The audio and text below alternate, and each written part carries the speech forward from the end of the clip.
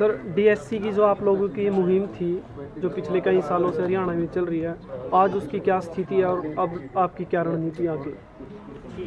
देखिए, जब ये भारतीय जनता पार्टी 2014 में सत्ता में आई, इन लोगों ने हमारे समाज से लिखित में वायदा किया था कि जब भी प्रदेश में भारतीय जनता पार्टी की सरकार बनेगी, हम पहली कलम से आरक्षण में आरक्षण देने की व्यवस्था करेंगे।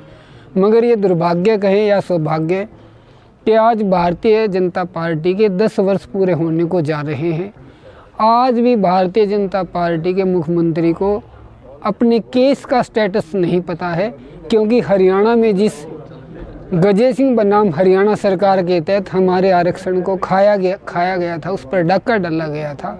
इसके संदर्भ में हरियाणा सरकार सर्वोच्च न्यायालय में आज भी कोई वकील खड़ा नहीं कर पाई, और हम डीएससी के लोग अपने समाज के हितों को पाने के लिए सड़क से लेकर सर्वोच्च न्यायालय तक की लड़ाई लड़ने के लिए तैयार है, और हम हर मोर्चे पे सरकार से विपक्ष से लड़ेंगे और अपनी हकों को लेकर रहेंगे। ये आरक्षण हमारे लिए महज आरक्षण नहीं है, बल्कि ये डीएससी समाज की आज़ादी की लड़ाई है, जिसको हमने हर हालत में जीतना है और हम जीत कर दम लेंगे। अच्छा, विपक्षी जो पार्टी है उनसे आप क्या कहेंगे, मतलब इस मसले पर? देखिए, आज हरियाणा में विपक्ष केवल कांग्रेस का नाम आता है।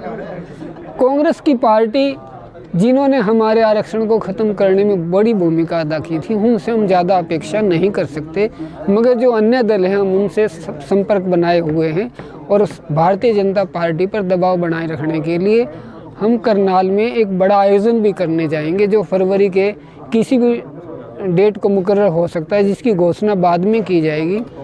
हम डीएससी की जन ताकत को सरकार के समक्ष प्रस्तुत करेंगे और सरकार को ये बता देंगे कि आज यदि हमारे डीएससी को नौकरियों में लागू नहीं किया, हम इस भारतीय जनता पार्टी की सरकार को भी भूपेंद्र हुड्डा सरकार की तरह से चलता करने का काम करेंगे। अच्छा, डीएससी को लेकर सर एक पैरेलल लड़ाई चल रही है आप लोगों की कोर्ट में, उसका क्या स्टेटस है, मतलब लीगली क्या चल रहा है? देखिए, 17 जनवरी को हमारा केस लगा हुआ है। हमारा केस 3 जजेज की बेंच से और 5 जजेज की बेंच से हमारे फेवर में पहले ही डिसीजन दे चुका है, और 5 जज की बेंच ने हमें पहले ही कहा है कि ये सरकार का, प्रदेश सरकार का अधिकार क्षेत्र है। यदि प्रदेश सरकार आरक्षण में आरक्षण की व्यवस्था करे तो इस न्यायालय को कोई आपत्ति नहीं है। अब ये मामला 7 जज में आया हुआ है, और हम इस बेंच में भी पूरी ताकत के साथ लड़ेंगे।